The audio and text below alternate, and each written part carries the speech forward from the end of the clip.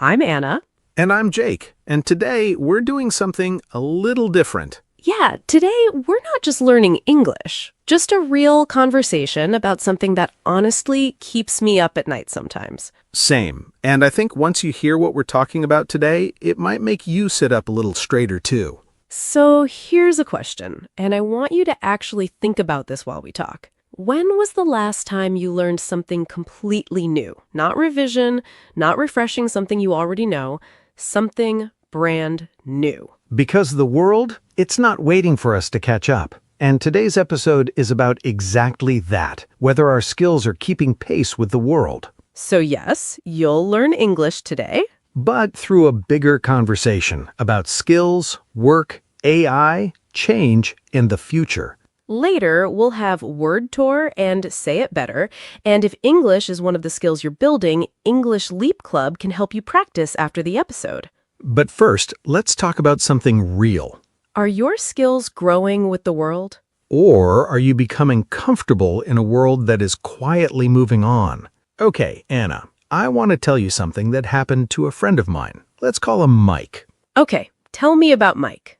Mike was an accountant, really good one. Spent 5 years getting qualified, worked at a solid firm. He was comfortable, He knew his stuff. That sounds great, actually. It was, until his company started using AI tools to do in 20 minutes what used to take Mike 2 days. And suddenly, he wasn't indispensable anymore. He was optional. Oof, that's a word nobody wants to be. Optional. Exactly. And here's the thing, Mike wasn't bad at his job. His job just changed around him while he wasn't looking. That's actually a really important distinction. It's not always about being bad at something, it's about whether what you're good at is still relevant. Right, and that is where stagnation can become dangerous. Stagnation means nothing is really moving forward. Exactly. You may still be working, you may still be busy, you may still be experienced, but if your skills are not growing with the world, you can slowly become less protected. That's uncomfortable. It should be. Think of it like this. Imagine you're really, really good at reading a paper map. Like, you can navigate anywhere. I was actually decent at that before Google Maps. Right, and the skill didn't disappear. The need for it did. Okay, that's a really good metaphor. So we're talking about skills that have an expiry date. Yes, and the scary part? That expiry date is getting shorter every year. Technical skills that were cutting edge 5 years ago might be basic or even redundant today. So what does this mean for someone listening right now, whether they're a student figuring out what to study or someone already working? It means the real question isn't, what do I know? It's, how fast can I learn what I don't know yet? That question matters now. Because the world is not only rewarding knowledge, it is rewarding adaptability. And people who keep learning before they're forced to learn. That's the reality check. Not to scare you, but to wake you up. Can I share something personal here? Please. When I started this podcast, I genuinely thought, okay, I'm good at English, I love teaching, that's enough. Let me just talk into a microphone and it'll work out. And I knew nothing about audio editing, nothing about content strategy, SEO, how algorithms work, how to build an audience, nothing. I was basically a chef who could cook beautifully, but had no idea how to run a restaurant. Oh, I love that analogy. The cooking? That was my core skill. But the restaurant? That needed a whole other set of abilities, and I had to learn them on the fly. Sometimes badly, sometimes embarrassingly. But you did learn them. I did, and that's the thing. I didn't suddenly become a tech expert, but I became someone who was willing to be a beginner again. And that's actually the hardest part for most people. Why do you think that is? Because being a beginner feels uncomfortable when you're used to being competent. There's this identity thing. I'm an experienced professional. I shouldn't have to start from scratch. Competence means you can actually do something well, right? Yes. Competence is real ability. Not just saying, I know this. Not just having a certificate. Real ability. And when you're used to feeling competent, being bad at something new feels almost embarrassing. Exactly. And that embarrassment stops a lot of people from learning what they actually need. I've felt that, honestly. With what? Public speaking in front of live audiences. I'm comfortable on a microphone, I can record, I can talk here, but put me in a room full of people staring at me and suddenly I feel like a beginner again. That's very real. And at first, I hated that feeling. I kept thinking, I already speak for a living, why is this hard? But then I realized being good in one format doesn't automatically make you good in every format. That's such an important point. It was humbling, but it also reminded me that if I avoid the uncomfortable version of the skill, I limit myself. Yes, growth often starts where your current competence ends. That line hurts a little. It should. And that mindset, avoiding beginner status, is actually the most dangerous one to have right now. Completely.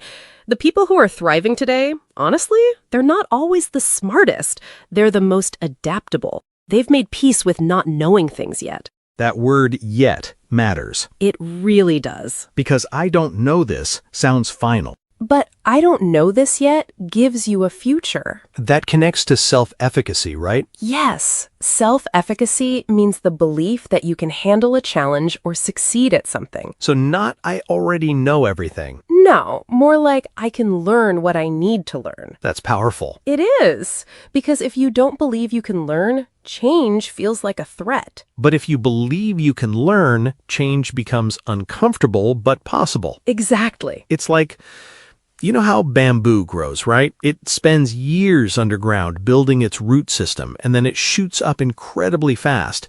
That's what continuous learning feels like. You don't always see the results immediately, but you're building roots. Jake, that's genuinely beautiful. I have my moments. You do. But seriously, that is what many people miss. Learning does not always look impressive while it is happening. Sometimes it looks like confusion. Or awkward practice. Or watching a tutorial 3 times. Or trying a new tool and feeling slow. But underneath, you're building competence. And competence builds confidence. Yes. Confidence without competence is fragile. That is a strong line. But confidence built on real ability lasts longer. And that is why learning new skills is not just about adding things to your resume. It changes how you see yourself. You stop saying, I can't do this. And you start saying, I can learn this.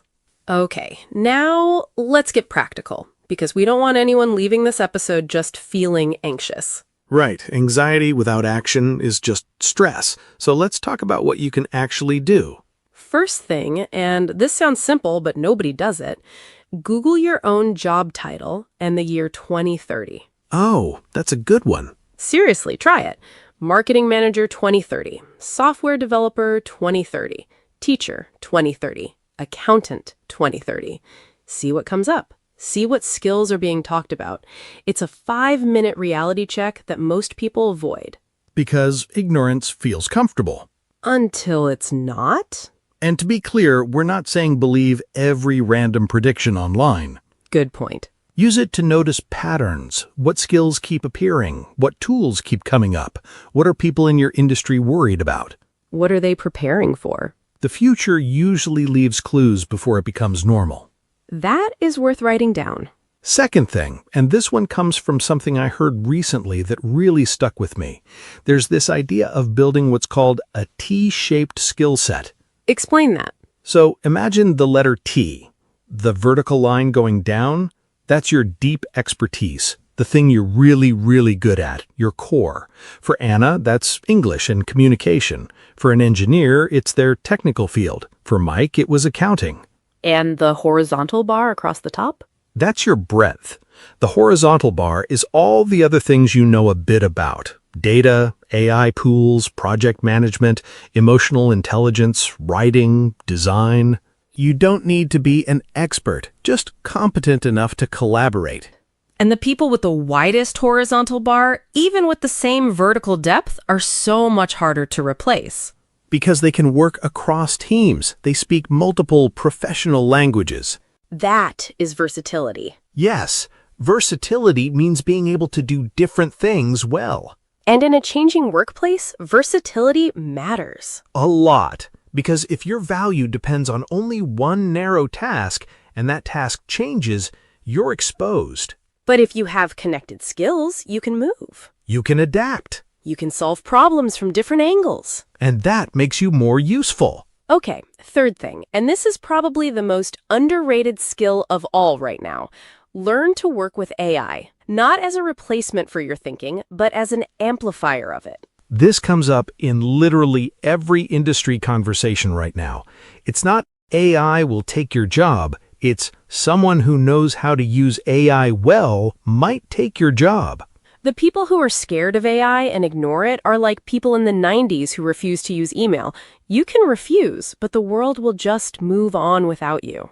That sounds harsh. It is, but we said this would be an honest conversation. Fair. Start small. Use AI to summarize something, draft something, compare ideas, practice an interview, organize your thoughts. But don't let it replace your judgment. Yes, AI should support your thinking, not remove it. That is where leverage comes in. Leverage means using something wisely to get a better result. You can leverage AI. You can leverage English. You can leverage your work experience. You can leverage your network. You can leverage what you already know and make it more powerful. And fourth, honestly, the most important, is what Jake already mentioned. Get comfortable being a beginner. If you only do one thing from today's episode, make it this one. Have a beginner project at all times. Something you're learning that you're currently terrible at. Not something you can already do. Not something that makes you look impressive. Something that stretches you.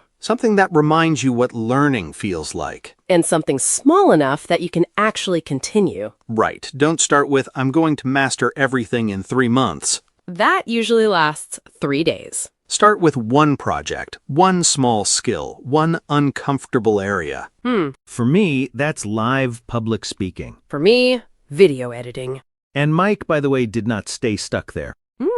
I'm glad you brought him back. Because his story didn't end with becoming optional. That was the warning, but then he started learning how to use AI tools inside accounting instead of pretending they would disappear. So he didn't throw away his old skill? No, he updated it. That's important. He became an accountant who understood the new tools. So the goal is not to become a completely different person. Right, the goal is to connect what you already know with what the future is asking for. That changes the whole story.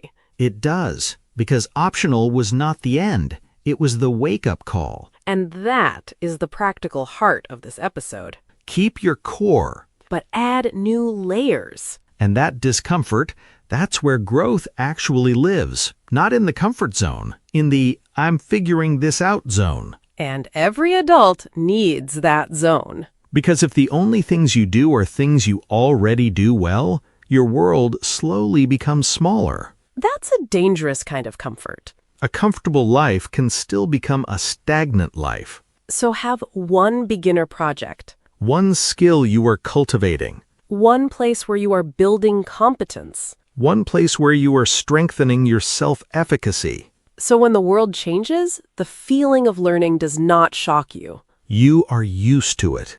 Now, we're English Leap, so let's just briefly connect this to language because it's actually very relevant. Yes, English itself is one of the most powerful horizontal skills you can have. Think about it. English isn't just a language, it's access. Access to global opportunities, to information, to conversations happening at the highest levels of any industry. Someone who is deeply skilled in their field and can communicate confidently in English, that combination is incredibly rare and incredibly valuable. We've both seen this. People who are brilliant, who know so much, but can't articulate it clearly in English, miss out on rooms they deserve to be in. That is painful.